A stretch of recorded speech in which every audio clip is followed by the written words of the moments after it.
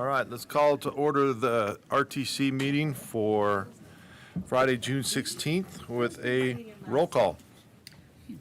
Darren Tedford, Here. Devin Reese, Alexis Hill, Ed Lawson, Here. Bill Thomas, Here.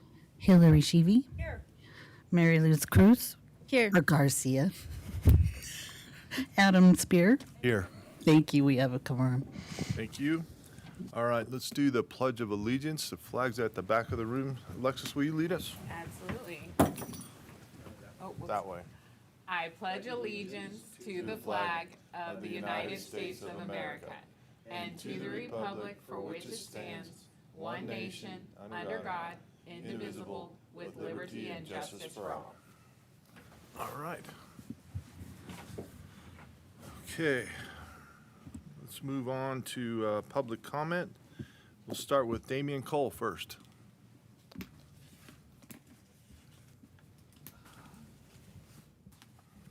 Should we sit down, or is that? Hi. A little different than city council chambers. Good morning. I'm Damian Cole. I live in Reno, Nevada, Ward 1, 16 years, excuse me. So for about a year, I've been working on a connectivity plan for micromobility ever since I heard about the micromobility pilot program. And I have a lot of ideas. I wish I could talk about them today. Wish I could talk about how to relieve automobile congestion in Midtown by creating a north-south couplet system using South Virginia, Holcomb, and Center Street. I wish I could talk about the bikeway system using the 19th century ditch system that we have that would create a car-free experience for communities. Imagine being able to get from Putnam all the way down to Idlewild with barely reaching a car. I have a lot of ideas. Unfortunately, I don't have time for that. In the 3 minutes I have to discuss one of the proposals for the downtown micromobility corridor project, which is the Vine Street Bridge. I think this is a horrible idea for many different reasons. First reason, and unfortunately, there were some handouts that were passed out, and I was hoping to have these as a slide show, so I'm very sorry, there's a lot of pages. Third page to the last is the current state of the Vine Street Bridge. The colors that you're seeing are actually painted on there by me in Illustrator. These represent the lane widths. And as you can see, there's 2 travel lanes with barely enough room on the side. Low railing, 27-inch. And so that would need to be changed as well. And also, if you go a couple of pages before that, where there's a representation here of the existing corridor, this is actually incorrect. This is inaccurate. On the side, the frontage lanes are actually 16 feet, shared access with 8 feet for parking and 8 feet for cars. The viaduct lanes are actually 16 feet, and the sidewalks are not 5 feet. They're actually 3 feet on the frontage side and 4 feet where the ore ditch goes underground on the west side where they're doing development. Those might be upgraded, but just to be fair. But anyway, the point is I went on this for the first time. You can actually, if you scan this QR code, you can actually go to my YouTube video where I show the experience difference between the Vine Bridge and the bridge that's right next door, which is the Washington Street Bridge. Even though the Washington Street Bridge is about 10 feet smaller in capacity, the amount of room that could be used for this bridge is greater because we don't have grade separation happening on a viaduct. So what that means is that there's more than enough room for bike facilities. All of the purple area on this first page here is extra room. My guess is that 60 years ago, the intent for this... Thanks, Damian. Okay, I lost it. And the next public speaker is Deanne Radcliffe.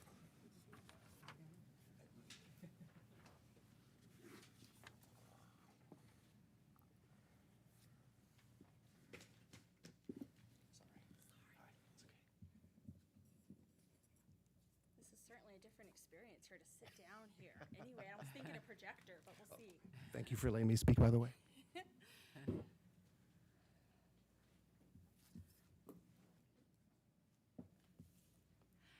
Good morning. Can you guys all hear me? Okay, don't have amplification. My name is Deanne Radcliffe. I am a lifelong Reno resident and 50-plus year Verdi resident. Thank you all for the work that you are doing. This is fascinating to look around. Okay, so I am here to talk about the Verdi multimodal item, which is later on in your agenda. So that's sort of that. I have some history. I'm in Verdi. I was around during the Mortensen Garson development back 20-some years ago, and I was on the Verdi Citizens Advisory Board. So I have a lot of history, as Mr. Thomas does, the executive director now, since he was the planner back in the lifetime. So I want to speak on a couple items related to that. The one item I want to speak on is that when the properties were annexed and the development was really proposed, there were a lot of promises that were made. These were here and in writing, and they weren't really empty promises.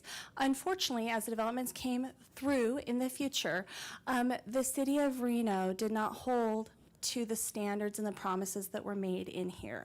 So specifically regarding South Verdi Road. If you've had the opportunity to traverse along South Verdi Road, it is a very narrow rural road. In fact, it's unlined for the majority of it. And unfortunately, there was a frontage road that was promised in here. Again, it's in the circulation plan. I'm not making any of this up. It's all part of it. If there was a projector, we could show this map. It showed a frontage road, and that would really divert a lot of traffic that's coming from the Boomtown area down to South Verdi Road. So part of the multimodal presentation that I saw on South Verdi involved three options. One was an $11 million option, which was the most expensive, of course, to widen that to allow two-way traffic and allow pedestrian and bicycle access. That's what I would definitely advocate for. My two children outside in the lobby bike all the time in Verdi, and South Verdi Road, again, is a very narrow two-lane road. I would definitely be opposed to having it be just one direction, because I'm not sure the direction it could be, because permit loads are taken down or on South Verdi Road by NDOT. So that would just be my input. Don't make South Verdi Road one way. That would not be I think, best for Verdi. And again, we still have permit loads coming off of I-80 because they're too tall to fit underneath the bridges. The other thing I wanted to talk about is in the multimodal transportation, the bike lane extension, and really looking at that should be extended to where Somerset comes into Highway 40. They stopped earlier, which I understand, but again, I have kids who they all bike, but they certainly use the bike access to get up to Somerset and to go beyond the Verdi area, and I don't think that they are alone in that for their biking. So I want to say thank you for listening to my public comments. I appreciate them. If you wanted a copy of this magical circulation plan from 20-some years ago, it can happen. Thanks, bye. I have no more comment cards. Anyone else in the public wishing? Me off. Anyone else in the public wishing to speak at this time? All right, I'll bring it back. Mr. Thomas. Thank you, Mr. Chair. It's a bit atypical to do it this way, but there's something that happened this past week that I wanted to bring the board's attention, which we couldn't put on the agenda. So I'm going to ask at this time for Mark Schlater, our Facilities and Fleet Maintenance Manager, to come forward and acknowledge a special thing that happened on behalf of the employees of Keolis that work to keep our ride system operational. So Mark, if you wouldn't mind explaining to the board, and then Phil and the leaders of the function for RIDE will be acknowledged after Mark talks. Good morning. As part of our periodic maintenance on our fleets, we call in a third-party inspector to come and inspect the buses, or a percentage of the buses, to see where we're at, how the maintenance is being done, et cetera. Last weekend, RIDE, that's operated by Keolis, had 30 buses inspected. All 30 buses passed with no out-of-service violations. This has not happened in my career for over 6 years, et cetera. This kind of audit is not by accident. This is the entire team coming together and buying into a quality control project and everybody doing their jobs efficiently. So I want to introduce Phil Pumphrey, the general manager. It does all come from the top. Mike Bradshaw is the maintenance manager. Shad Breckel is the assistant maintenance manager. And the entire Keolis team over at Villanova, from the mechanics to the bus washers to the parts people to the people cleaning the floor, all came together to make this happy.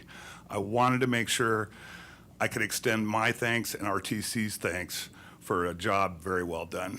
Thanks.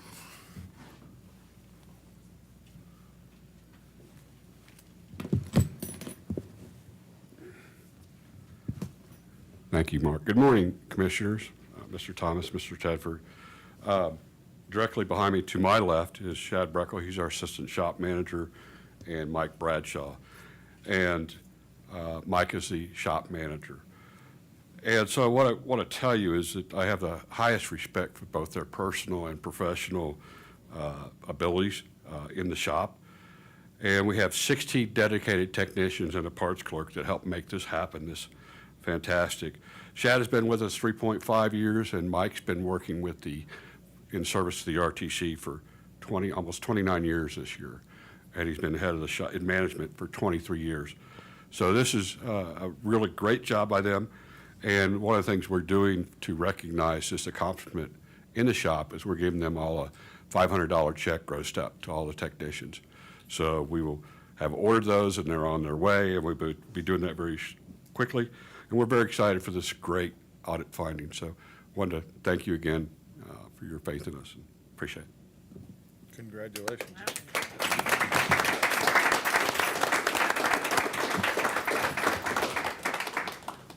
If I might, want to do a picture? Yes. You might as well run the show. Yes.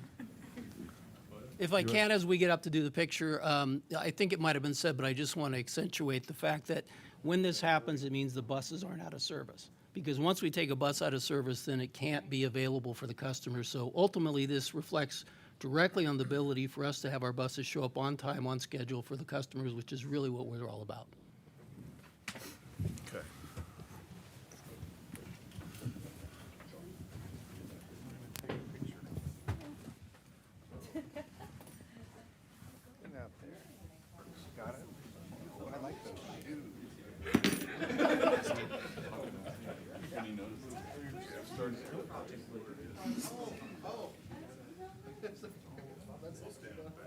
Y'all should get in the middle.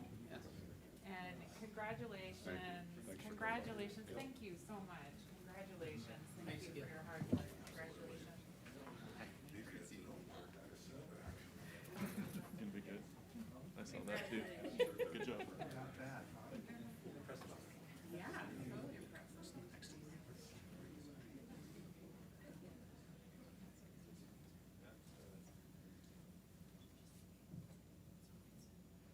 All right, you guys look gorgeous. Thank you. Yeah. Thank you.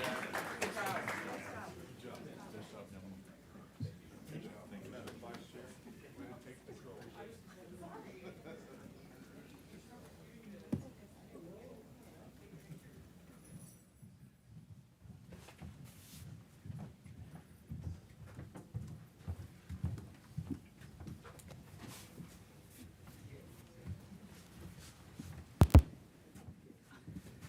Those are your keys?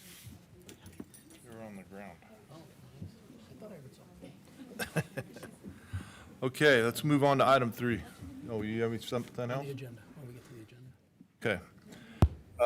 Well, we're looking for approval of the agenda. You want to pull something, Bill? Yes. So item 6.2, the Verdi multimodal plan, we're asking the board to pull that off and move it to the July meeting. We have some additional information we want to include in the document, and we need the time to do that. And Deanne will get a second bite of the apple. So we'll be back in July. Hopefully you can join us then. Okay. So I'm looking for a motion. Move to approve with the changes. Second. Got a motion and a second. Any further discussion? Seeing none, all those in favor signify by saying aye. Aye. Opposed? Motion carries unanimously. Consent items, approval of the minutes for 5/19/23. Move to approve. Got a motion? Second. Any further discussion? Seeing none, all those in favor signify by saying aye. Aye. Opposed? Motion carries unanimously. Reports. Acknowledge the receipt of the summary report for the Technical Citizens Multimodal Regional Road Impact. Huh? How do you want to roll it up? Oh, this is all consent items. Sorry. Mr. Chair, I have Consent one, items are number 8 at Sparks. Mr. Chair, I have one item that I would like pulled, and otherwise I'm prepared to make a motion, but I would like to remove 4.4.4. Lots of fours there. Yep, okay. All right. So Second, that got a motion? motion and a second. Any further discussion? Seeing none. All those in favor signify by saying aye. Aye. Aye. Opposed? Motion carries unanimously. All right. 4.4. Dale, yeah, 4.4.4. Good morning, Chair, members of the board, Dale Keller, Director of Engineering. Commissioner Reese, I'd be happy to answer any questions on agenda item 4.4.4. Well, maybe as a starting point, as I understand it, this is the authorization for the delivery method, which is a bit unusual and I think is different than some of the other boards and commissions that we sit on, but this is the use of a construction manager at risk. Am I correct? Yes, sir. And I want to understand two things. One is who is going to be included in the selection process for the CMAR? Who are the persons or entities? What input will you gain from other, regional bodies and staffs? Commissioner Reese, so the process is this the CMAR process is part of the Arlington Avenue Bridge projects, and right now we're at an opportunity to begin construction in 2025. And the reason we're looking to explore alternative delivery is to a few things. Is right now we anticipate this to be a 2 construction season project. We really want to get this project done in 1 construction season. So we feel the innovations by a qualified contractor that we select based on qualifications based will help us deliver this project and get it done in 1 construction season, minimizing the impacts to Wingfield Hill, the downtown special events that occur, and overall to the community. So that's the reason we would like to go to this approach with a construction manager at risk. On the selection committee, we are going to be following the department's, the Nevada Department of Transportation's process, and what they call the Pioneer Program Guidelines is a fancy way to kind of walk through this process. It is unique. It's not new, but it is unique. We have delivered this as an RTC on a few of our jobs. Southeast Connector is one of those projects, on both of our BRT projects that we did, such as Midtown on Virginia Street. So this is not new to us as agency. It is unique that we feel when we have complicated projects that have multiple different risks, this is a great way to manage those. As for the selection committee, we'll be looking for our partnerships with our state, federal partners, as well as with the city of Reno. And so presuming that we approve this, and I'm in favor of it, I think broadly the delivery method that you've selected is one which we are having good experience with at the city of Reno. And so we're seeing the type of delivery method really matters, because right now we're all dealing with the effects of inflationary pressures, tight job markets, limited pool of qualified applicants. So the CMAR delivery method does seem to be the best one currently. I know, again, these they fall in and out of favor depending on which way the political winds are blowing or what the economy is like. I think largely dictates the relevance of it. But what I want to make sure you understand from the perspective of the city of Reno, and Madam Mayor certainly can address this, is the Arlington bridges are an incredibly important stretch of bridgeway section because it connects parts of Reno to one another, but it also bisects a park. And that the impact will be felt undoubtedly by Reno residents who are going to be without, Barbara Bennett Park, Wingfield Park. Art Town uses the park every summer, which means for that year we're going to have to find new homes for those folks. And so the fact that you are identifying the delivery method that will deliver it in 1 construction season, that really matters to us. And of course, the water flows being what they are, when we did the Virginia Street bridges, very easy to do. There was no water, so diverting it was very easy. I can remember looking out at the project as it was going on. But if we have another winter like we've had this year, or we continue to have wet springs, you'll see high water flows, which will make the diversion of that water very difficult, especially because there it goes through, across a park and around 2 sections of it. And so from my point of view, and what I want to make sure my colleagues on this body know, is that 1-year delivery timeframe is really important to us. And so just please make sure that as you focus on this delivery method, that is really the thing that you foreground, is the importance of that. And that's really my thought about it. Just want to make sure And we see that as a value from RTC staff, City of Reno staff, to get this done in one construction season. I cannot promise we can get it done in one construction season, but this will give us the ability to explore this all the way to the end. If there is a way, we can find a way to get it done. Any other questions, comments? Okay, I'll move to approve item 4.4.4 as presented by staff. got a motion and a second. Any further discussion? Seeing none, all those in favor signify by saying aye. Aye. Opposed? Motion carries unanimously. Public hearing, conduct a public hearing on proposed service changes to the RTC Ride and RTC Regional Connector beginning on or after September 9, 2023, as recommended by the FY 23 through 27 Transit Optimization Plan Strategies document. Thank you. Good morning, everybody. My name is Jim Gee. I'm the Service Plan and Innovation Manager for RTC, and I have a very short presentation on proposed route changes for this coming September. First and foremost, we're not changing any line of routes. This is a change purely in frequency, and we're increasing service. Under our board policy, any changes in hours or frequency over 25% have to come to the board and have to go through a Title VI analysis. Both of these changes are over 25%, so they require board action. We're able to increase this service because of Keolis and their hard work and increasing the number of drivers that we have, and these changes are proposed to be effective on September 9th. First is an increase in frequency to Route 16. Route 16 is our Idlewild Park route, and we are changing the frequency from every 60 minutes to every 45 minutes. So from the customer point of view, that would be a 34% increase in service. I would note that when we talk to our customers and ask them what they want in terms of transit service, the number one answer is always increased frequency. So we're glad to be able to deliver that. Second change is Route 56. This is our service that connects Meadowood Mall to the Walmart down on Damani Ranch in South Virginia. This route will change in the midday from every 60 minutes to every 30 minutes, which will be a 26% increase in frequency. This has been an item requested by passengers for quite some time, especially due to the DMV location moving there and also due to just job growth in area. I would note that this same area is also slated for our next FlexRide expansion.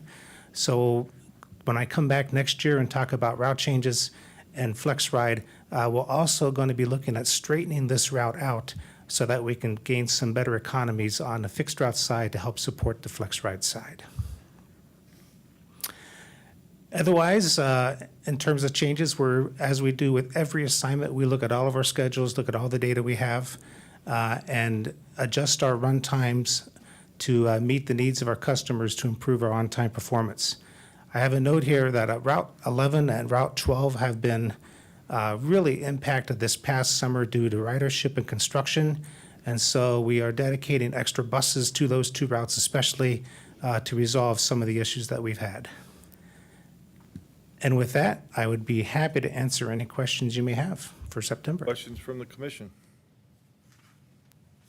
Sil? No questions. I just commend you for your work, you and your team, and I think that this is what our community is asking of us. They want to see more frequent service, and hopefully we can get more ridership due to, having a more reliable bus system. So I really appreciate you doing this, and looking forward to seeing the FlexRide in South Reno. That will be amazing.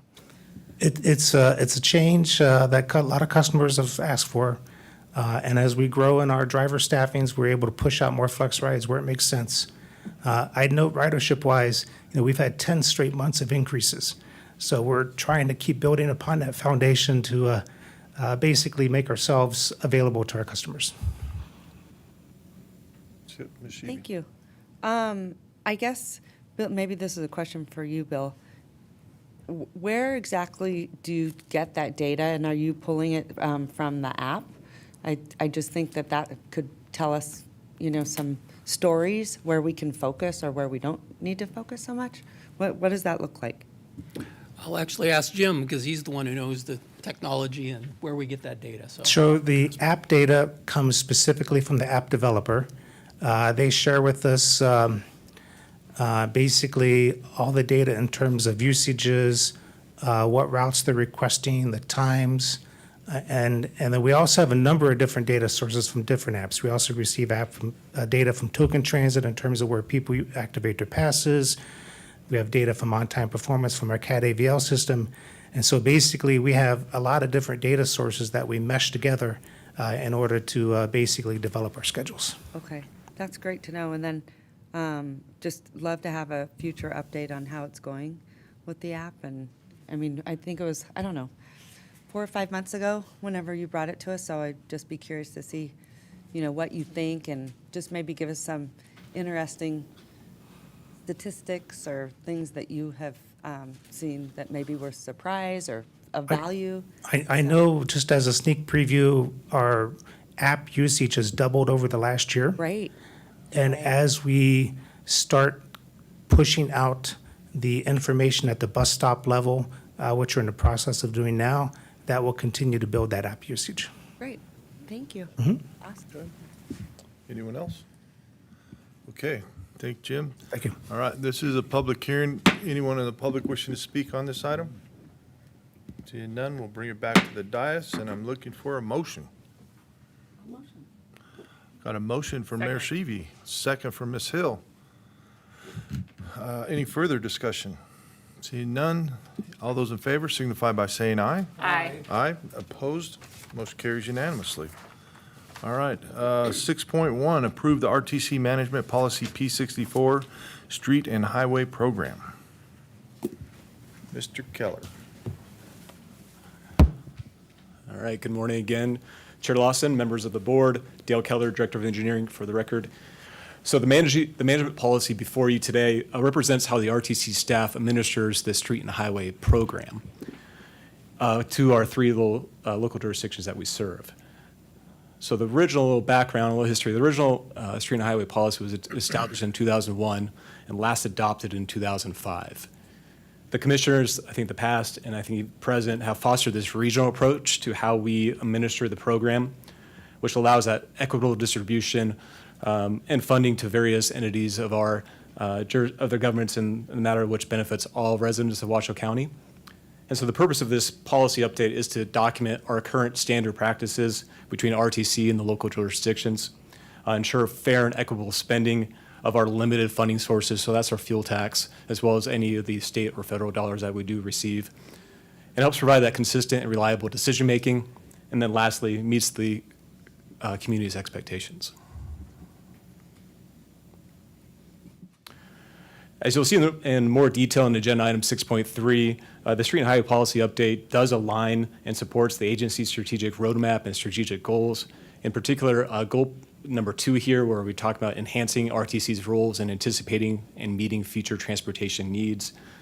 And this approach outlined on the screen directly aligns with what we're looking to accomplish and the outcomes of this policy update. So what are the details of our policy? And this slide should be familiar. We talked about this at the board retreat in March. These all elements that are part of all of our projects that we do as RTC. And so that's considerations for all users of all ages, of all abilities, including without limitation, pedestrian, bike riders, mover of commercial goods, persons with disabilities, vehicles for public transportation and their passengers, older adults, children, and motorists. So projects in the street and highway policy generally fall in 3 different types of categories. And the 3 categories are shown on the screen. The first one is a roadway project. So these are improvements that create either new roadways or increased vehicle capacity of the existing roadway to provide additional travel lanes. As you've seen, and actually a good example is like the Lemon Drive project, is not only do we provide additional capacity, but we provide opportunities for pedestrian sidewalks. We have a multi-use path. There's lighting along that corridor to help improve safety for not only motorists, but also with pedestrians and bike riders. So those are elements that are always incorporated in the projects that we look to do. Also under roadway projects is that active transportation project. So those are projects that are primarily focused on mobility options for and access for all users where they choose to walk, bike, or use transit or even drive. And a good example of that project currently right now is the Audie Wells project that we have under construction. The next type of projects, we have the traffic operations projects, and these are focused on safety and mobility.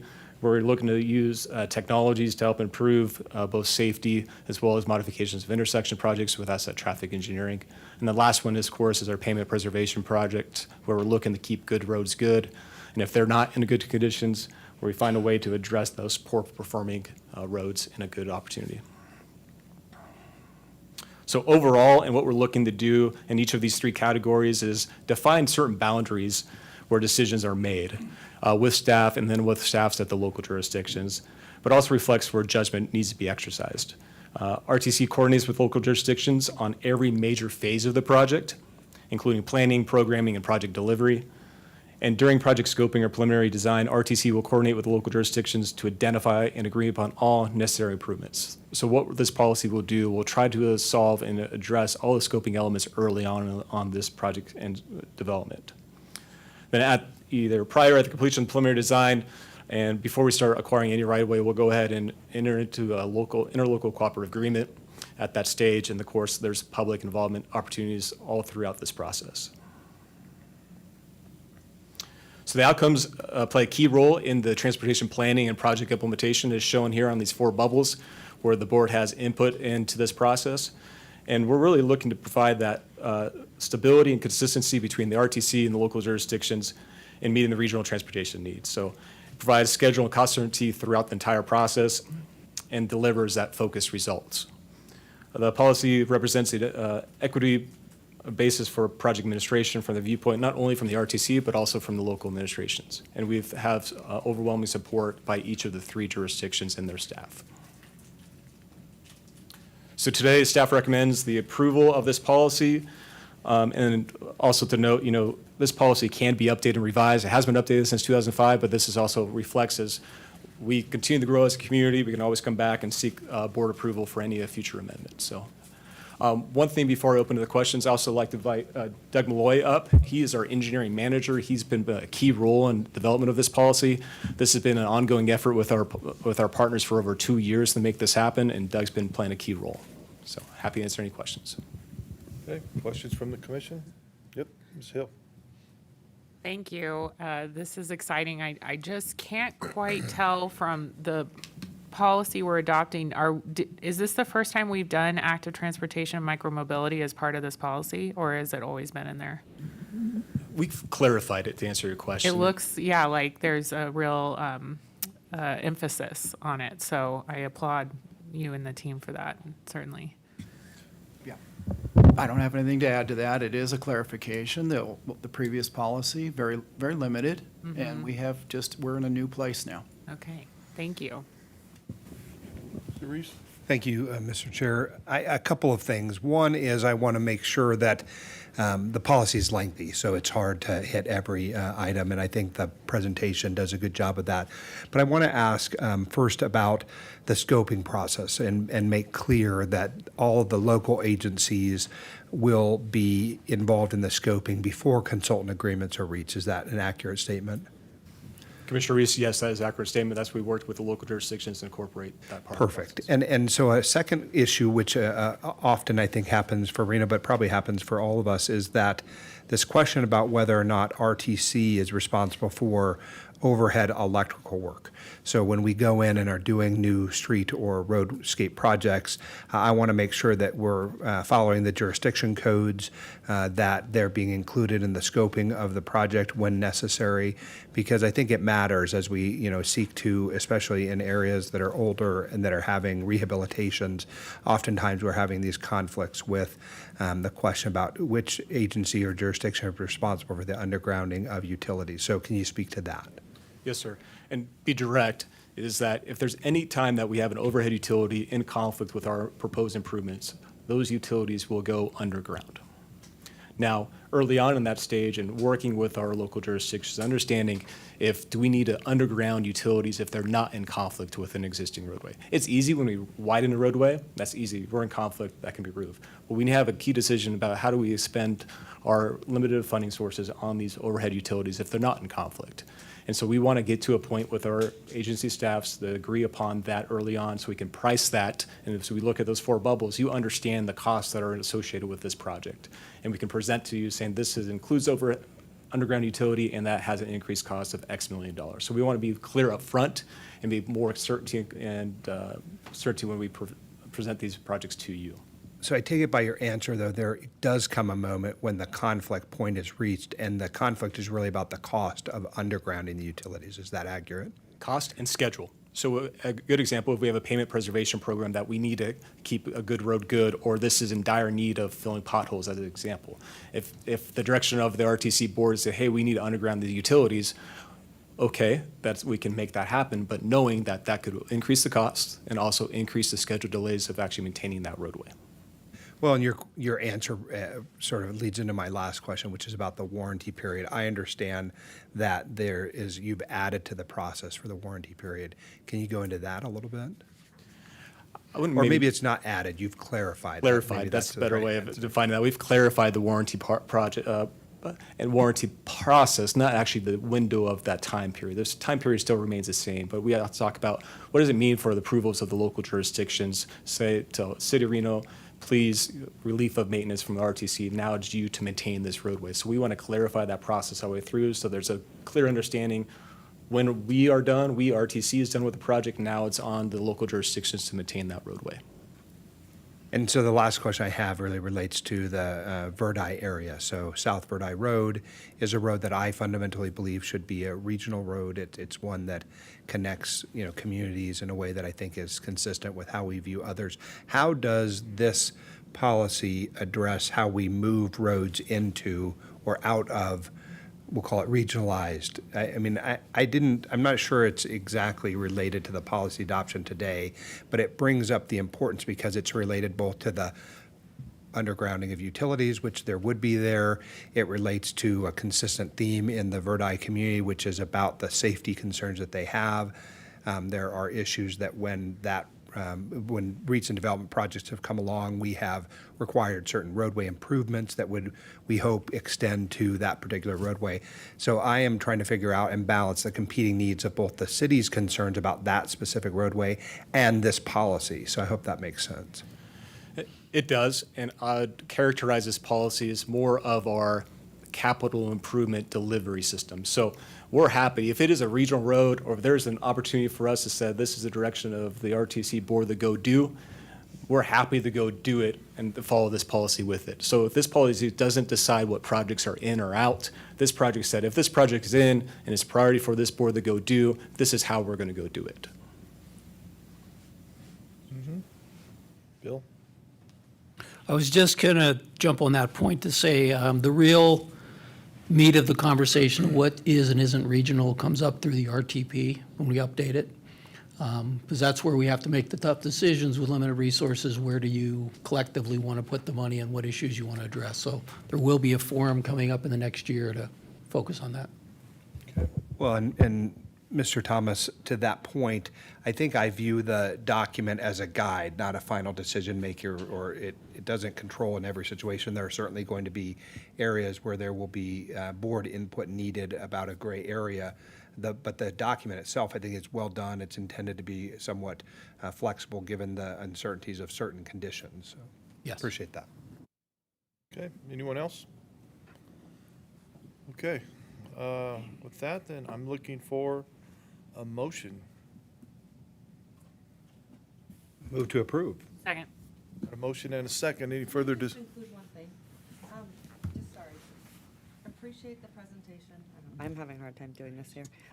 Appreciate the presentation. I would just ask for some of us that maybe haven't been here as long, if maybe you can sort of highlight where you made those changes and what were updated, because it's really kind of hard to follow along, and then it helps us say, okay, that looks antiquated, that doesn't look antiquated. So I would just ask in the future, and maybe you could provide that for us so we actually can kind of dig in a little bit better. That's where I just felt like it got very lost in sort of translation. Commissioner Sheevy, this is it's unique because this is, as we go through the management policy, this is a new documented management policy into our overall program. Even though we've had this standalone document, it was antiquated. It needed to be completely revised and updated to reflect how we're currently doing business. So in the future, as we go amend this, we will definitely take your comments into consideration and do a red line version, but this was such a complete overwrite that it was a fresh, new Okay, policy management. Well, that's good to know. When you said 2005, I'm like, ugh. That just like, doesn't sit well with me. But, you know, because we want to be much more forward-thinking, but appreciate it. And I think it is exciting. It's good to see, and I'm glad you're addressing it. It really helps. So thank you. Okay, any other discussion? All right, I've got a motion and a second. All those in favor signify by saying aye. Aye. Opposed? Motion carries unanimously.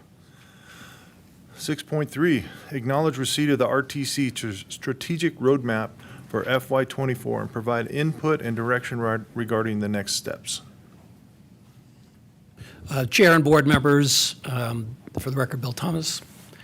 And I wanted to introduce Erica Olson, who you all are familiar with. This item that you have today is the formalization, if you will, of the board retreat that also bakes into it conversations at the staff level related to our thoughts as your agency staff and leaders on how best to manage the organization. So we're hoping as we move forward, because this is a new document that's built off of 2 years of work, that this becomes the tool that is valuable, certainly valuable to us, but also valuable to you. And it is a tool we can use to share with the community so they understand why we're doing what we're doing. And really, at the end of the day, the visions for the organization. So I'll hand it over to Erica to walk you through this. And this, like everything we do, is a work in process. So we feel like we've come a long way, but certainly as we move forward in the next year, there's always opportunity to add and adjust and modify. So with that, if I may, I'll hand it over to Erica. Awesome. Good morning, Commissioners. Thanks for the time. As Mr. Thomas mentioned, we are just going to briefly walk through the updated roadmap. I believe you have a copy of it in your packets as well. Just as a quick note, so I don't forget, I am presenting this on behalf of the whole team, so for efficiency's sake, but just, I'll touch the high points, and if there are specific questions, I might need to redirect, so that's all right. For reference, this plan is the second year of this plan, and the update that we're looking at today is based on the March board retreat feedback. A little too close to the mic, sorry about that. So anyway, so I'm going to walk through the updates. Based on your feedback from the board retreat. Can you hear me? Is that okay? Okay, yeah, fantastic. We can go to the next slide. I can go to the next slide. Awesome. All right. So we always start with our mission and our statement of culture or our values. We did not update the mission and the values, so I'll leave those as is. The mission clearly states the core purpose of the organization, and the values are the culture embedded in the way that we work as an organization. Again, I'm gonna touch on what changed. So that didn't change. Those have been maintained. What did change is we created a vision board, as we were calling it, and just to acknowledge this was the work that we did at the retreat. Hopefully, board members, you see the input that you provided that were a bunch of sticky notes and a big mess organized in the themes that came out of our work. We're not calling it a vision exactly, but rather we called it a vision board, just to give a bit of direction around what you all value in the network experience. And the intention behind this, and I'd just like to comment, this plan is great and it has fantastic icons and pictures in it, but it only matters if we use it for decision making. So this is intended to be the quick sheet for decision making for those big conversations that will be forthcoming for project decisions, the RTP that's coming up, etc. So hopefully this is a good touchstone. I know that's something you all wanted, and it should be reflective of the key themes that you communicated. So you'll let me know if there's anything that's missing, but just to comment on that: transit, safety, bike network, sustainable maintenance, the river and downtown connection, community collaboration, a connected network, and then broad long-term planning. The words underneath are adding much more context to what we really meant by those pieces. So again, it's intended to be our touchstone on a monthly basis as we're moving through decision making. Supporting the vision are the 4 strategic goals. You saw that from Dale's presentation as well. There's obviously a lot of work and detail below each of these goals. I'm just going to touch on the 4 goals and the outcomes that we landed on or are proposing based on your feedback. So the first goal is the public transportation goal, expanding access and reach for all transit riders. That is the same goal as we had last year. The detailed plan is the TOPS plan that everyone's familiar with. There are 4 important outcomes. These are consistent with the 4 goals of the TOPS plan, so this is all connected as you would expect. Being inclusive, focused on safe, reliable, comfortable customer service, being efficient, and being sustainable. Those are the 4 big goals, and the feedback from the board retreat that you provided is inclusivity and access, and you'll see that threaded through the TOPS plan. That was a theme of the TOPS planning process as well. The second goal is the RTC's role in planning the future of transportation for our region, successfully continue delivering high-impact projects. That was tweaked just a little bit, but the intention is the same. Certainly coming out of the board retreat, the key themes that you shared with us was demystifying the project process. And part of that was the streets and highway policy that Dale just walked through, among other things, as well as that really present and strong role as the regional partner with NDOT and other, of course, regional players. And then the third goal that's on there is the traffic management, really moving towards a coordinated approach to traffic management. And and that was a direction from the board, and you'll see that in the third goal there. Cool. Moving on to the third goal is improving our community's network experience, focus on transportation decision-making, development impacts, and the future of our community. The guiding document for these 4 outcomes is the RTP, is the Regional Transportation Plan. The first outcome in this area is that update, which is forthcoming, and a big focus. We heard from you, smart public engagement early in the process. So not only is that in outcome 1, but it's also called out as the 4th outcome. You'll see there as well. Outcome number 2 is the Regional Transportation Network, better defining the regional piece of that. And then looking at a regional unfunded needs analysis. Again, that was also something that was your direction, and also direction from, or input from the directors as well. And the 4th goal is our financial and organizational stewardship goal, so proactively funding for future needs. Again, that was a big theme from the retreat as well. These outcomes are nicely placed. There's a lot of intention around the tools needed to make the decision-making related to financial forecasting, capital management, et cetera, 1 year, 5 year, long range. And then being on the forefront of fuel tax, that's why that fuel tax outcome is called out separately. So, and the last thing that's into there is grants, continuing to pursue grants that's embedded in as projects under those outcomes.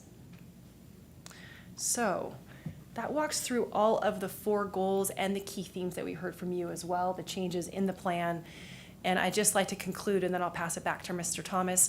We're looking for an adoption of the roadmap, and I'd like to just comment that we do have an active management process to use this plan to manage the specific details and the projects that are supporting all of these outcomes. That's our quarterly scorecard. That will be coming to you on a quarterly basis. August will be the reflection of last year's performance. So with that, I will turn it back to you, or I guess I should ask for questions first. Questions from the board. I think this is great. I love the vision board, so thank you for that. And to sharing that with constituents, I think will be really helpful in describing the work that we're doing moving forward. I do think the board does have roles in some of these, and we're not called out as being responsible. So maybe you give us some jobs, especially on the fuel tax front. So any time that you think that the board should be engaged in supporting the work, especially in our jurisdictions, with the legislative session wrapping up, but one coming in 2 years, we should be working together on what that could look like, and any other ways that we can support through our jurisdictional work as well. But thank you, great work. Thank you. Thank you, Mr. Chair. For my part, I want to focus first on Goal 2. In our planning session, and I think the mayor may have thoughts here too, but there were a number of concerns raised by the mayor about the maintenance-related issues. And I'm not seeing like measurable or, I don't know how we're supposed to figure out the outcomes. Did we meet the goal? How do we measure them if they're not called out there? And my comment is really the same about items 2, or Goal 2 and 3. Both of those, as far as 3 was concerned, this was the overarching concern of our gathering, which was safety and micromobility, right? So how do we measure them, and how do we find ways to measure the outcomes? And I'm just not seeing that reflected in any of in items 2 or 3. I'll take that first, and then I'll pass it to Mr. Thomas as well. Chairman, Commissioner Reese. I know, sorry, I got to get the right one first. At any rate, we do have key performance measures for for all of these goals. I didn't present them just in the interest of time.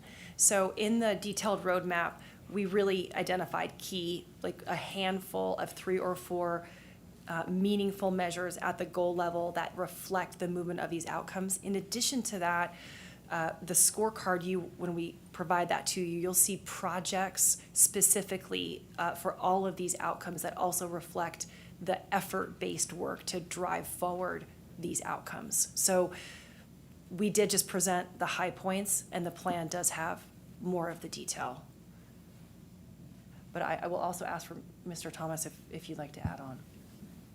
Well, I see the measures of success section, right? I see what you've identified there. My point on 2 was I would like to see measurable goals or outcomes that are related specifically to, well, in this case, it's maintenance concerns. There are not any that are related to the maintenance issue, right? How do we maintain the roads we have, and who's paying for them, right? That was a key theme during the board retreat. And then on number 3, it's how do we, and again, you have identified on number 3, like commute times, public interaction times. I'm not sure those measure for me are micromobility success, for example. That's what I'm saying. I'm not saying that the presentation is deficient. I'm saying we have not yet found ways to measure specific outcomes. Therefore, how do we as a board hold ourselves accountable if those goals are not reached, right? That's what we want to be able to do, is we want to be able to say that we set out a goal to measure the success of that goal. We identified these things as ways to measure that success. And then when we come back to review it, if it's annually or if it's periodically less than that, how do we measure it? So, and those are the key things that I took from the retreat: maintenance, micromobility, and safety. And there were many. I mean, we had a day-long discussion, so I'm not suggesting the others are less important, but those seem to be the ones that we were focused on primarily. Okay, awesome. So if I can, just to elaborate a little bit on that particular issue. What you're going to find, and we're not there yet, is the next item is the actual list of goals for next year.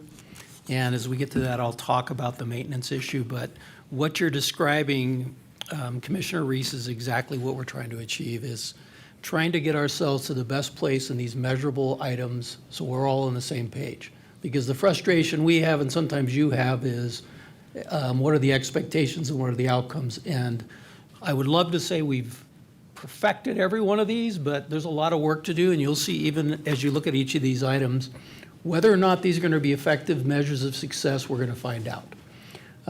But for example, on road maintenance, we do have one now, which is the pavement condition index. And I believe Dale can nod his head, that we have as a region 80%? Score of 80. So there is a measure, we didn't put it in here, out of 100, yes, which is a nationally accepted method of measuring the quality of your pavement. So we can, if that's a priority for you, embed this in here and make sure we measure against it. Perhaps because it wasn't a new thing, We didn't really draw attention to it, but it is the tool that's used. The question then becomes one, as we're seeing the maintenance is, okay, that prescribes a level of service for a certain group of roads, but it doesn't take into account other things. And so we have, in the next item, a conversation or an idea that we're going to dig deeper with our regional partners into the maintenance issue of transportation overall. And what we're hoping with that is we'll come back to you and we'll say, here's what we found, here's the state of things, we have choices to make. I can guarantee you there's going to be choices, because we'll probably find there's not enough money to do everything everyone wants. And so we're going to come back after listening to our regional partners, and you will have the pleasure as the RTC board, who is ultimately responsible for making these determinations, how we pick what we do. But we're not quite there yet. Ms. Sheevy.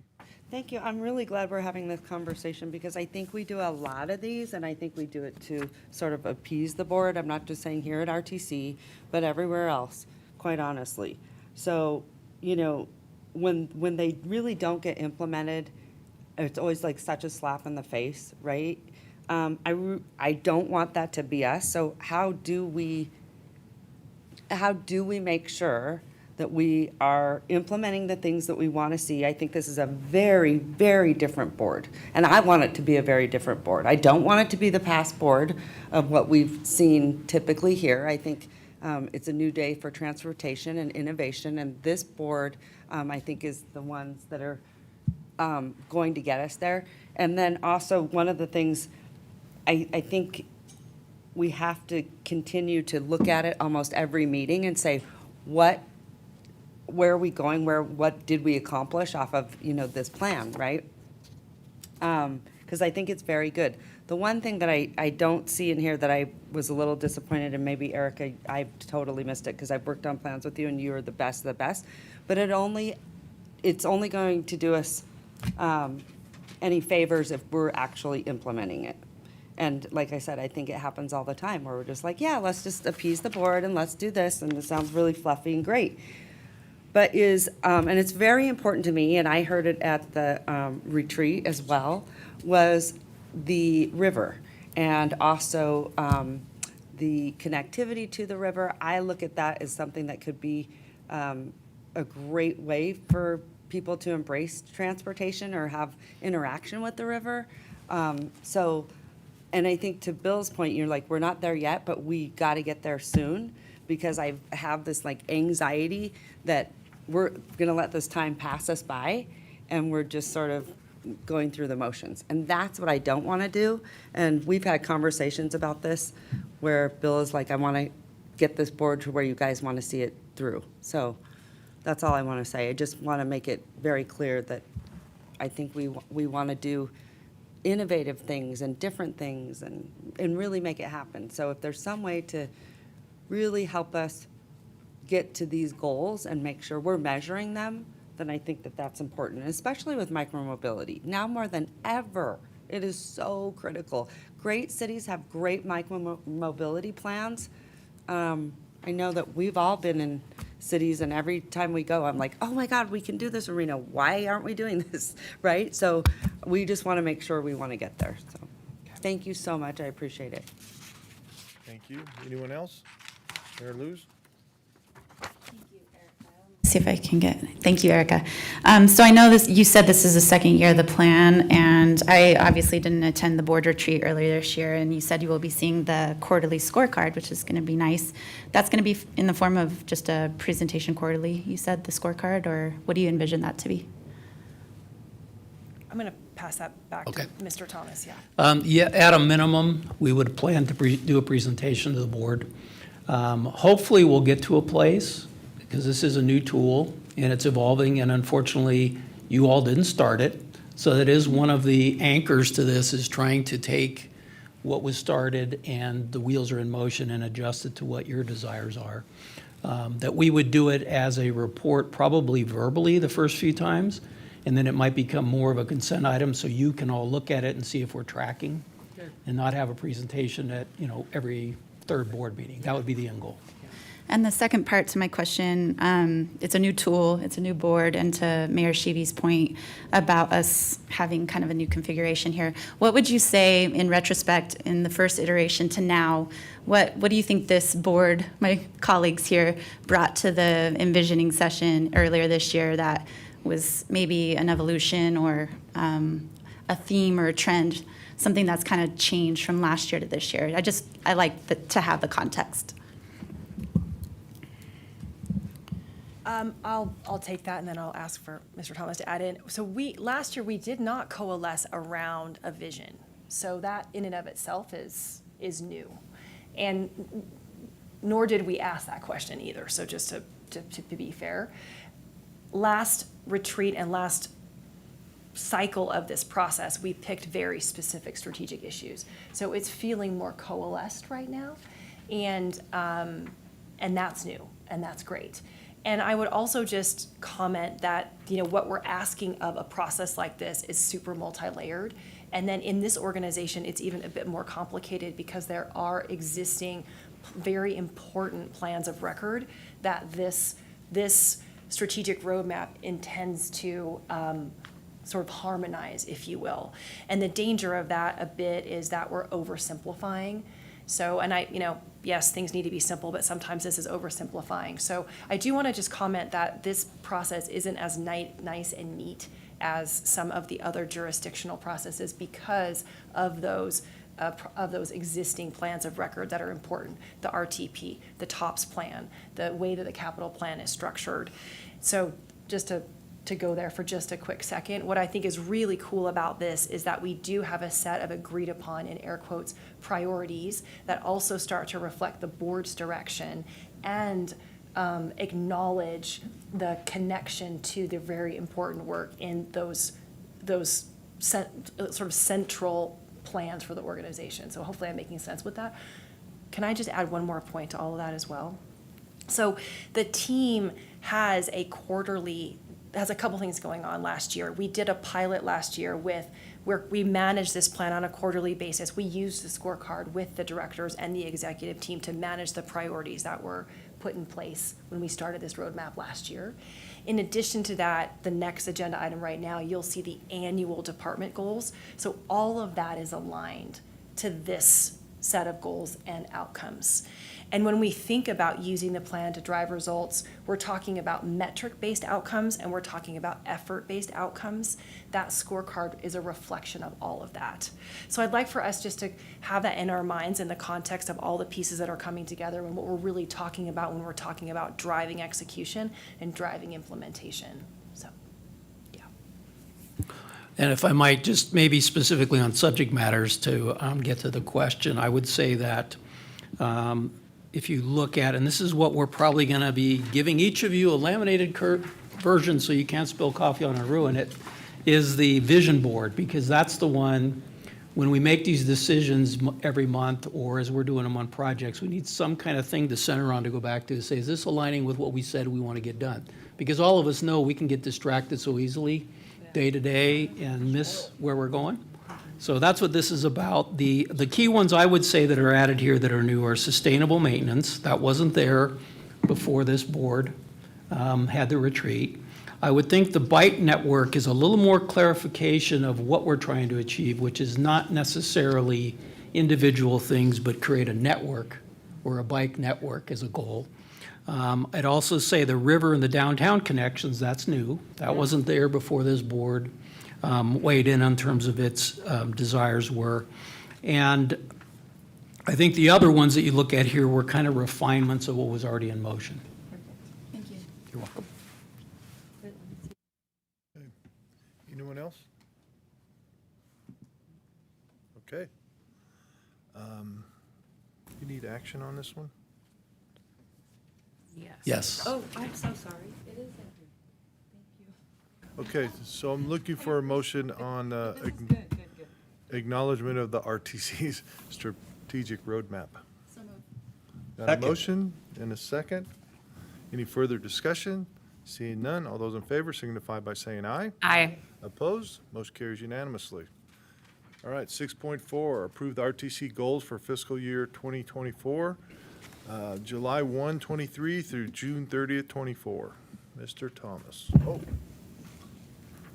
Good morning. I'm Laura Freed, for the record, Admin Services Director.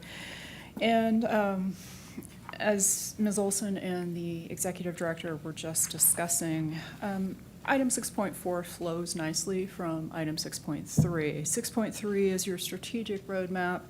6.4 is the actual 25 things that the agency will achieve in the next fiscal year, upon which we will be rated. You will remember at the last meeting, you all gave an agency rating based on the FY23 accomplishments of that goal list, and so this is the FY24 goal list.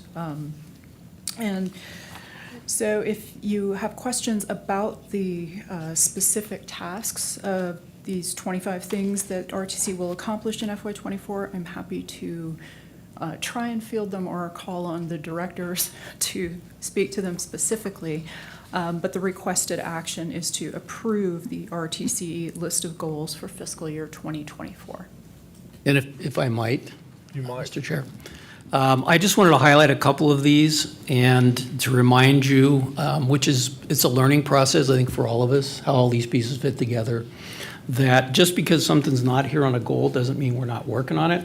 But as Laura said, these are the ones we're laying on the table and asking you to agree with or concur or add to, so when we come back in a year, we can say, did we achieve these 26 things?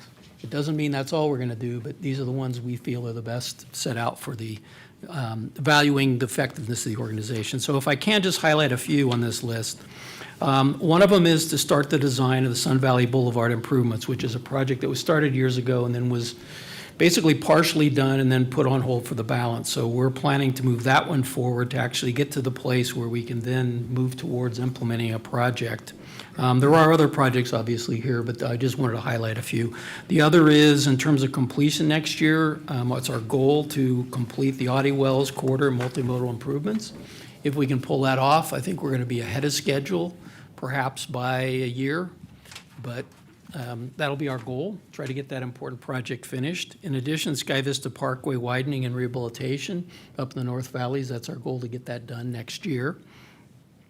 We have the design of the Reno Downtown Micromobility Project as a goal. So that is first and foremost up front about that of being a desire we're going to want to achieve. It's hard to make that solely on us because it is partners, and all these are partnerships with our regional partners. We also going to be forward with a new item that we haven't talked much about here, but the regional freight plan, which is really looking at moving freight within our community. NDOT just completed a study that really, I think, looked more at moving it through, maybe to and through, but this will be within our community. So it brings it down to more of the local level of moving freight, which we hope will help us make better decisions and help our regional partners understand the importance of different routes for our economy. We also have completion of the active transportation plan, which is one you've heard a lot and does have a lot to do with not only micromobility, but also bicycle and pedestrians and all things not car. So our goal is to have that complete next year. As far as the public transportation PTO operations, I wanted to highlight expanding the South Transit improvements, which were talked about today in terms of Flex Ride as an objective we want to complete. And then also a real focus on the Spanish First campaign highlighted in the plan. So we have consciously made a decision with the board's direction to focus as we came out of the TOPS marketing plan at that sub-element of what the recommendation was. So that's going to be a top priority for us. As far as the executive department and things that I'm specifically going to be helping our team lead is analyzing local and regional maintenance needs. And so we're looking at doing a study with our regional partners to focus in and hone in on coming back with a report to you to say, here's what we discovered. Here's the world of transportation. Here's the maintenance successes. Here's the maintenance failures. What are some options in dealing with where there are gaps or there are desires to do things differently? We'll also be completing a climate study of the agency. This is one that came out of my performance evaluation, and we're actually, I think, we haven't picked a consultant, but I think we have consultants. The bid closes, the proposals are due on the 23rd of June. Okay, so the plan is to move very quickly on that because we know it's important to the morale of the organization. And then lastly, this is kind of a new and different program that I'm hoping you will agree with and consent to, is we really want to strategically have a conversation with our regional partners about a coordinated effort to look for federal earmarks or federal funds that are guaranteed because they can come to a very specific project, and really focus those on local needs. So in other words, the local needs that are often frustrated when you come to RTC and say, can you go do these local things? Often we can't because our funding doesn't allow it, or we're just not set up to do it. So the idea here would be to make a strategic change in how we do business and go find more money from other sources that really can address the gaps at the local level for maintaining roads. So those are the ones I wanted to highlight, looking through that list, but certainly this would be a great time if you see something that you question, or if there's something that's missing, we can explain whether it should be on there or whether it can't be, and hopefully answer your questions on this list. I do have one. I'm looking at what did you call this? We'll call it the vision board. The vision board. So I have that side by side with this document, and I saw the Latinx population that lines up with the goal here. The one category on the vision board that I don't really see represented on the second document is safety. Can you help me identify the pedestrian safety or the ones that kind of link up to that one particularly? I will try to find one specifically. One of the things about safety, it's a good question, because it's a very general term. But I want to assure you, every project we do, safety is the top of mind when we do it. So if we don't have a safety goal or objective on the vision board, I can assure you, we're not looking at that as we do projects. The safety focus in this particular case might be, for example, on Sun Valley Boulevard, which is a project that isn't really related to road capacity or necessarily just rehabilitation. That one's going to be very heavily focused on pedestrian safety, bicycle safety. So laced in these projects, and I'm trying to see, I think Audie Wells would also be one that we could similarly say was really a safety driven as opposed to a capacity. That's helpful. I mean, when constituents come to me, particularly in Sun Valley, that have a tremendous amount of pedestrian safety concerns, I can say that is layered in, top of mind, top priority in all projects. And even though you don't see a specific bullet about it, it's always a high priority. So thank you. You're welcome. You're welcome, Ms. Hill. Thank you. And I hate to give you more work, Bill, and I don't know if the board would be on board with this, but under executive, I'm thinking since RTC has been playing such a role in these convenings we've been having with regional partners at connecting transportation solutions for Tahoe and really trying to meet the needs for that destination and reduce vehicle miles traveled. If that could somehow reflect in your executive, and maybe eventually once we do the RTP, we can have more specific discussion about what studies would look like under that and how we could partner. But I know you're already doing it, but I just think it would be good if we highlighted it and, discussed our role in that, if the board would be comfortable with that.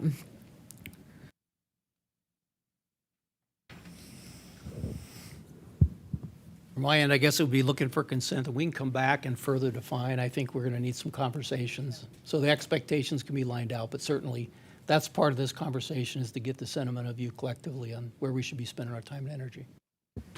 Mr. Reese? Yeah, thank you, Mr. Chair and Mr. Thomas.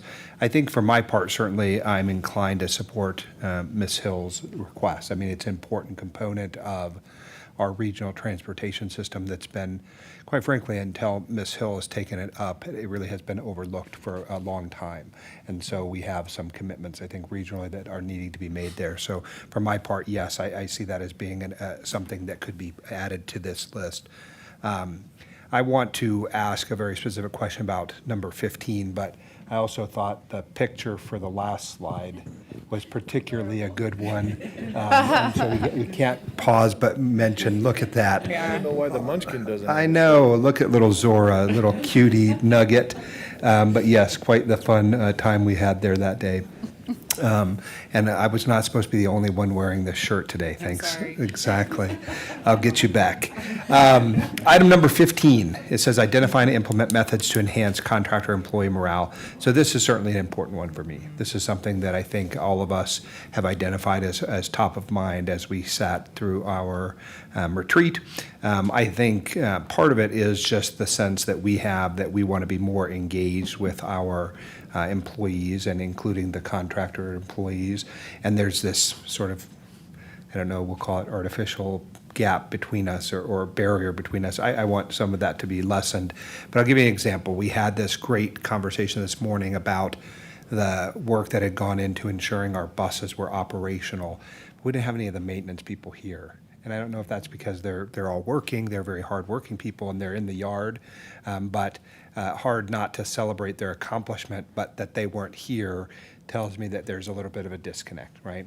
And I'm not sure I heard entirely because I was so in awe of the happening, but was there a bonus that was being paid to, who's it being paid to? And I'm sorry, this is a small part of number 15, but I'm using it to isolate an example that speaks to the issue.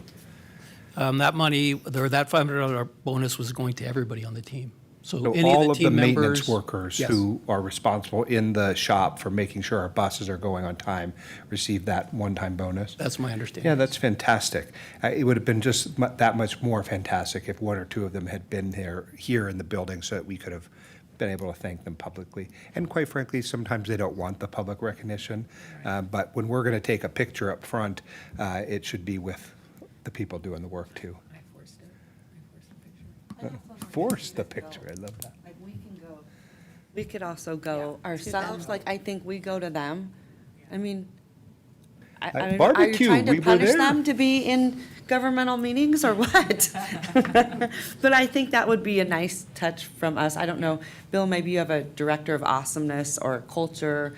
I don't know if you have someone here, but it would be really nice to see, and that's the person that kind of puts together a culture of good and a place where people really want to work. And that's, another thing I would love to see, because I think it matters. Now more than ever, it's hard to get people to want to work in the sense of, where people are flexible. People, I think COVID changed us, and people sometimes need flexibility to work from home. And, it's a grind. So we want people to love what they do, but it needs to be something where it's a work-life balance instead of work, right? But I also think we have a responsibility to send the message that, and that was, and Bill, because I had little issues with it, like, I'm like, what is this gift card? That's, kind of a slap in the face, to be honest with you. Is like, no, if we're gonna give them something, we need to make it matter, whether it's like groceries or dinners or whatever. Just something that says we really value you. So, thank you, Devin, for bringing that up. I appreciate it. And Alexis, thank you for your work on, I think it's totally spot on. We all use the lake. We all go up there. Like, we all have to take care of it together. We're not a big enough backyard where we gotta be, that's yours and mine. We all have to take care of it together, like we do with the river. Like, we need to be invested. So, we gotta support each other. So thank you. Good job. Anyone else? So the only thing I'm going to suggest that is for number 25 is that we look at a grant writer and then work with the entities. I know that you guys meet with Sparks quite often. I assume you do at Washoe County and Reno. And then maybe we can direct you to specific projects that we need that there might be federal funding out there for or earmarks for. But I think a grant writer, we've had some pretty good success with our new grant writer just recently. She's more than paid for herself, probably tenfold. So it works.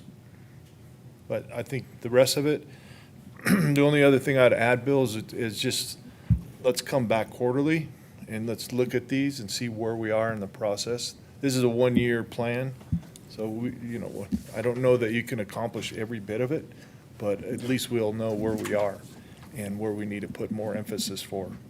But I think a quarterly report, similar to what we're doing with Keolis, where everybody knows we're on the same page. Okay? Anyone else? All right, I'm looking for a motion then. A motion. Got a motion Second. and a second. Any further discussion?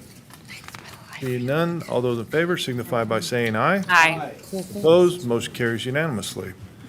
All right, verbal update messages from the RCC Director, Bill Thomas, number 7.1.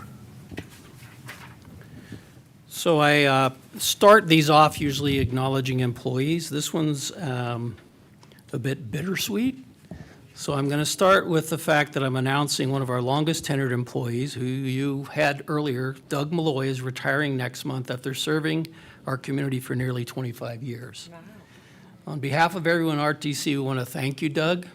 You've done a lot for this community, and we have a little video in part to show all that you've done, which is hard to capture 25 years in a video, but this is our best shot.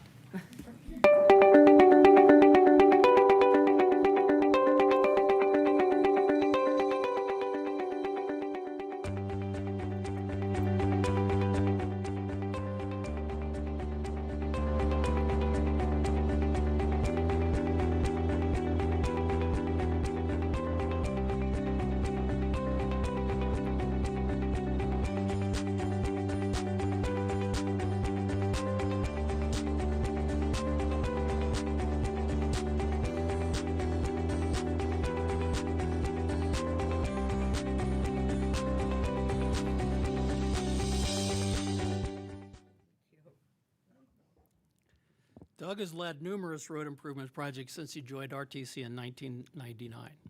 The Moana Lane Widening Project, the design of the Virginia Street BRT Extension Project, and his oversight of the annual pavement preservation program are just a few of the many, many things that Doug has touched in our community in his 25 years. His strength, leadership, knowledge, and wisdom will be missed by all. His last day will be July 13th, when we all, of course, wish him very well in his retirement. Time waits for none of us. We think eventually we all get here, but Doug, we've really, personally, I can tell you, because I've worked with you for many years, I appreciate all the knowledge you've shared with me and your dedication to our community. So thank you.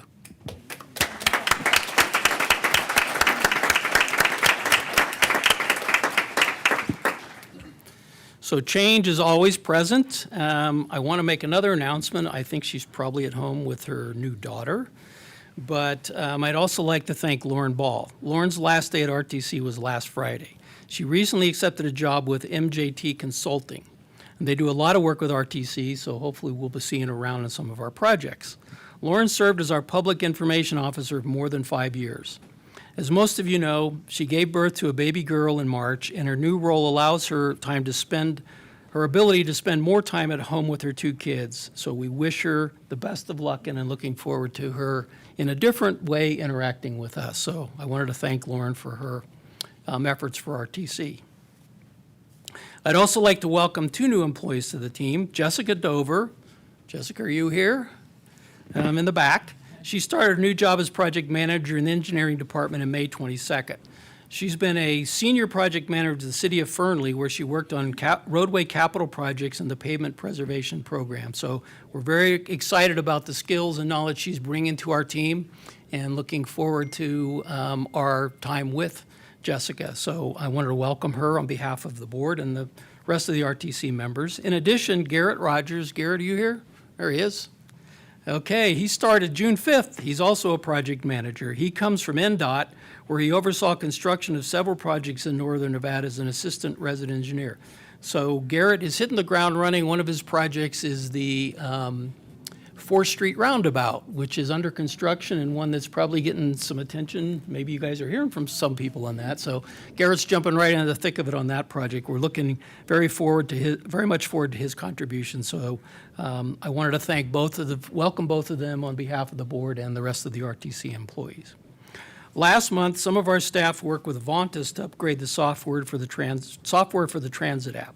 The software and data is used for tracking ride vehicles to provide more reliable information to our employees. The transit app is free to customers to plan, track, and pay for their trip on Ride and FlexRide. Since we launched the app, passenger usage has increased by 94%, with more than 1,300 active users. So it's been a very big success for us in terms of communicating with us with our customers and also our customers getting up-to-date and accurate information. Starting next month, we'll make some improvements to the way people can submit written public comments. In order to streamline the process, we'll ask that people email their comments to rtcpubliccomments@rtcwashoe.com. We think this will be very helpful for people who live in our community and for the RTC staff who organize these meetings.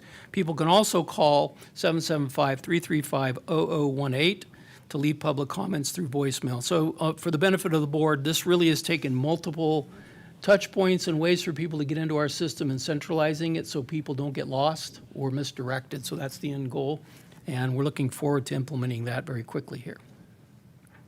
We have 4 public surveys happening until June 30th. Walk and Roll Truckee Meadows is our active transportation plan. The transit-oriented study on South Virginia Street looks at ways to develop that corridor from Meadowood Mall to Summit Mall. The Downtown Reno Micromobility Project looks at improving downtown for cyclists, pedestrians, and scooter riders. And we're looking for feedback on the upcoming Arlington Avenue Bridges project. We look forward to the results of these multiple surveys and the information it gives us as we move forward on these important projects. In just a few weeks, we'll celebrate Independence Day. On the 4th of July, the RTC will provide free transportation on the Lincoln Line and Route 11 for Star Spangled Sparks starting at 4 p.m. On July 6th, we'll provide free transportation on the Virginia Line in conjunction with the Midtown Dancing in the Streets event from 3:30 p.m. to midnight. Free rides are also available for access passengers for anyone requesting service to both of these events. And I want to close with another one of my favorite things about these is the acknowledgement of Drivers of the Month. So John Moss is the Keolis Driver of the Month. I don't know, is John here today? He isn't, okay. John's worked as a bus operator for RTC Rides since January of 2006. John is a very down-to-earth and approachable guy. His co-workers are very fond of him, and he says it's a pleasure to work with him. And say it's a pleasure to work with him. John's professional mannerisms and relaxed temperament translate into his customer service skills. John's been married for more than 30 years and has 6 children, and he's quite the musician. He plays the guitar, bass, mandolin, and fiddle. He also plays in a church band at Crosswinds and Sparks, and he is one of our exemplary drivers that I'm sure all of the customers appreciate when they get on his bus. Andy Briswalter, who I don't think is here today either, is the MTM Transit Employee of the Month. Although Andy started driving trucks and farm machinery at the age of 10 on the ranch in Texas, he's been driving safely for us for more than 13 years. He has a passion for helping people, loves to drive his passengers, and he frequently gets compliments from them. Outside of work, Andy enjoys hiking and martial arts, and he's a freelance surveyor. And I can say from my conversations, we do this with purpose. A lot of times the drivers aren't here because, to be quite honest, and I think this may be the case, he would prefer to be out with the customers than here with us. So, but we did want to acknowledge him for his skill and dedication to the job. So that concludes my report today. Okay. Yeah, next is a report from Paul, but I don't see him. Paul is on vacation, so let me just touch real quickly on the one thing I wanted to mention. Or actually, there's a couple things here. No, one thing. So you're probably all aware with the debt limit bill being resolved and moved forward for the next 2 years, it does have effect on terms of funding moving forward. I just did want to share with the board that it does not claw back transit or local government funding. It will claw back Surface Transportation Block Grant, which is also known as the Highway Improvement Program funds, allocated by the Coronavirus Response and Relief Supplemental Appropriation Act. This agreement will mean less funding for FY24 appropriation bills.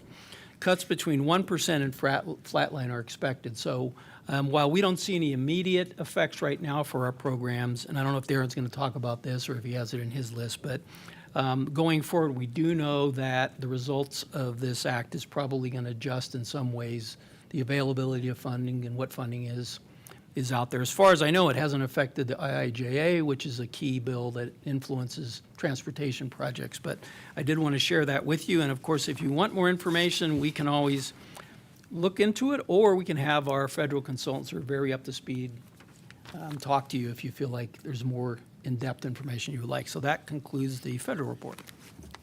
Okay, that brings us to the NDOT report. Darren. Good morning, thank you. I'm happy to be here to present the report today. First thing, we don't have anything currently up to date on the funding changes, but when we do, we'll be sure to keep the commission updated. I have a brief update on safety statistics. We're happy to report that fatalities are down more than 12.5% statewide from the same time last year.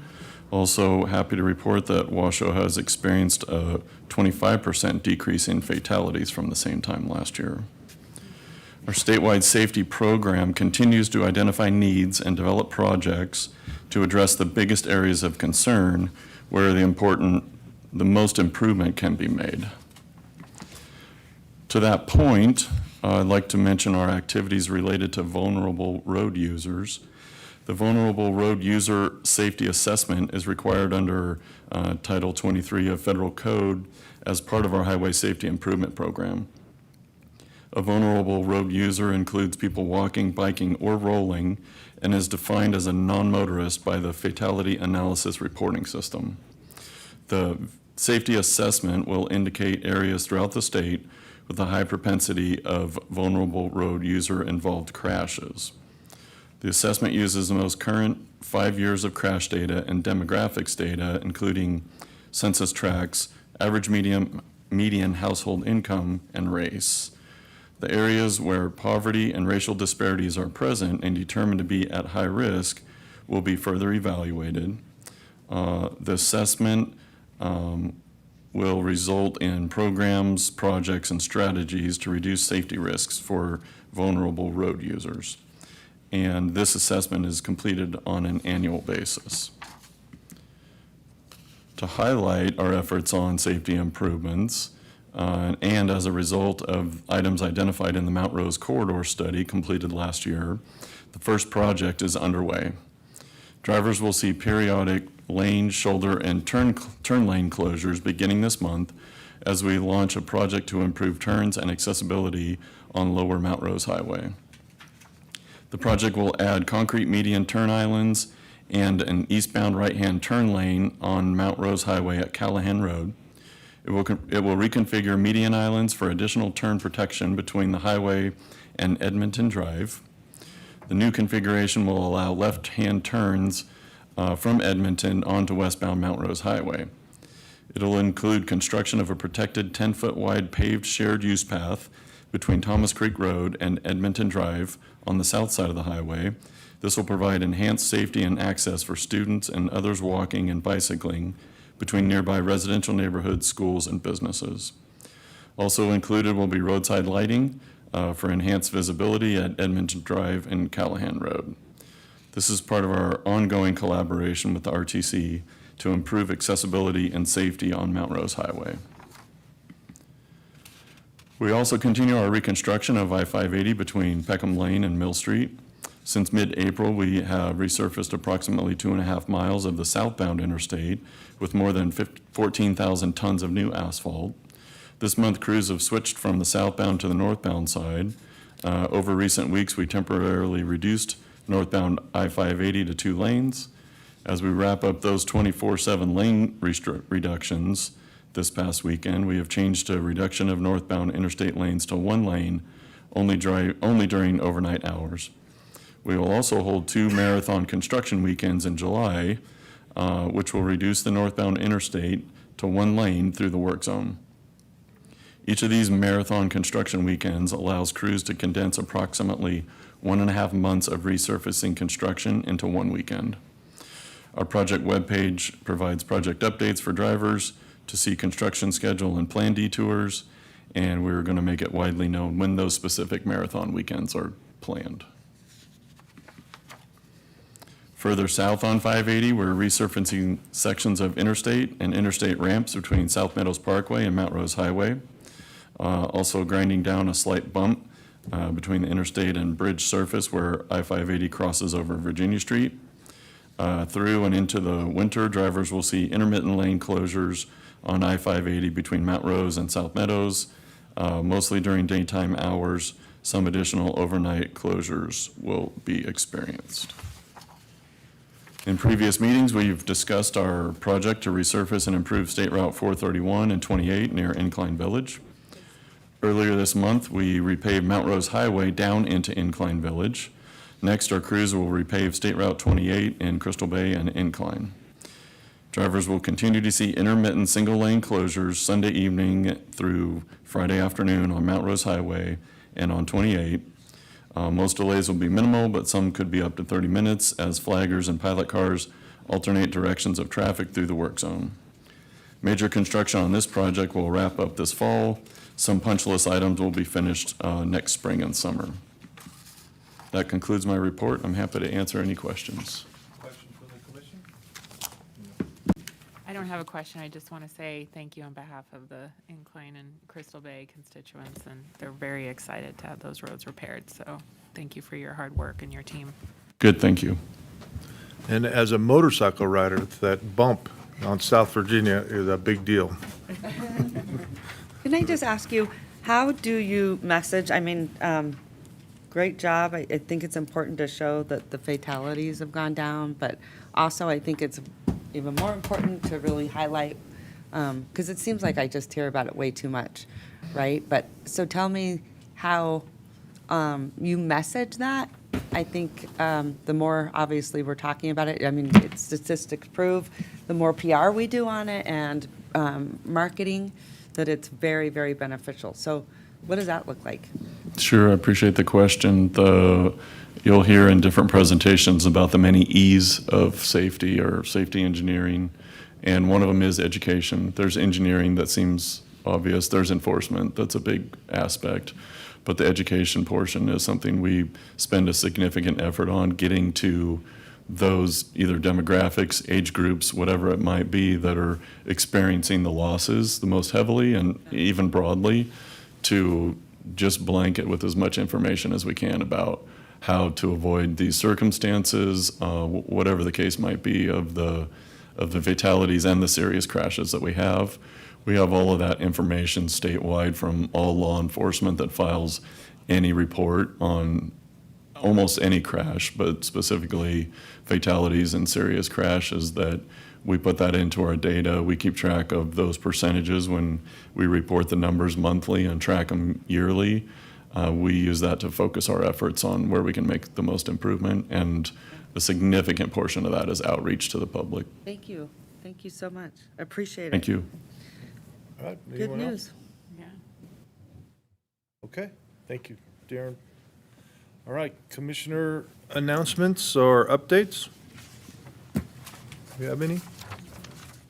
What? Maybe we should say, check in, are you cranky? Are you not cranky today? Right? Okay. Check on your mental health. How you doing today? How you doing? How you doing? Do we have any public comment? Yes, Mr. Chair, we have one public comment, Damian Cole. Did I say it wrong?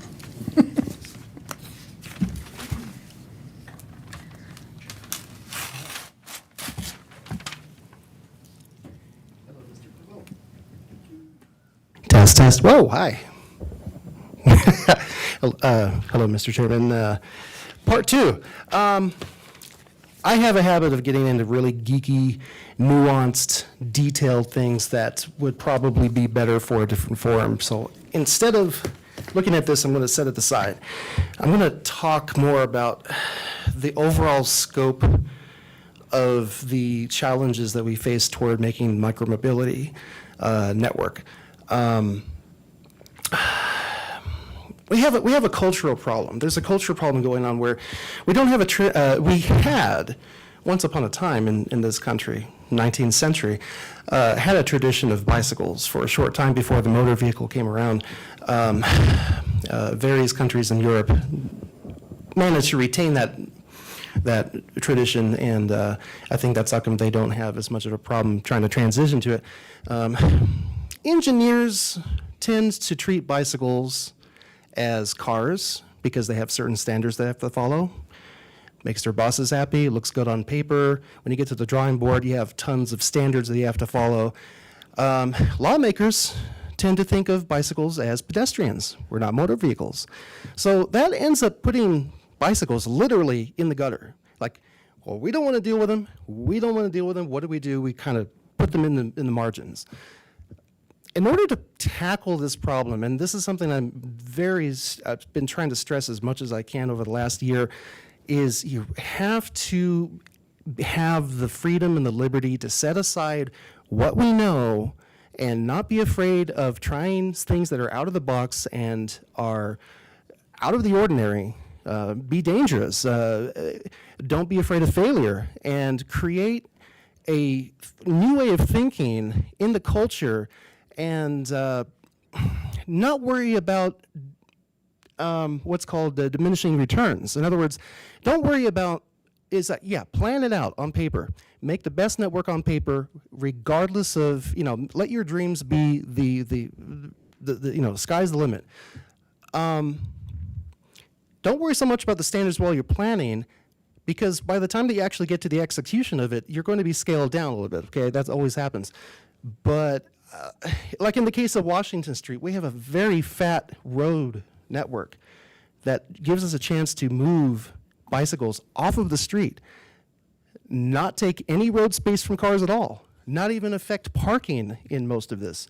And yet, when I spoke to the engineer, they've kind of, I don't blame them, but they kind of is like, well, we have too much traffic on this. It's like they're going by the certain standards that they were trained on, and I can see from their perspective is like, yeah, from a road user, this is what we should do, and this is the safe path. Anyway, so in the future, I have so many details. So many ideas, and I would love to stay in contact with everyone and talk individually. I have an entire connectivity map that I have put together on QGIS on the cloud that I can even walk people through, and I would love to get all of you on a bike. There you A go. comfortable, upright, slow bike. Don't have to, be a road runner, but yeah, so definitely. Thank you, Damien. And thank you very much, Mayor Sheevy, for telling me to come here, because I'm a fan. yeah, I know. And by the way, thank you, Michelle. You saved the day by making these paper things. So thank you. Yeah. Okay, anyone else in the public wishing to speak? All right, with that, we're on to my favorite subject, adjournment. I still want to know what happens if you don't get the motion. Yes.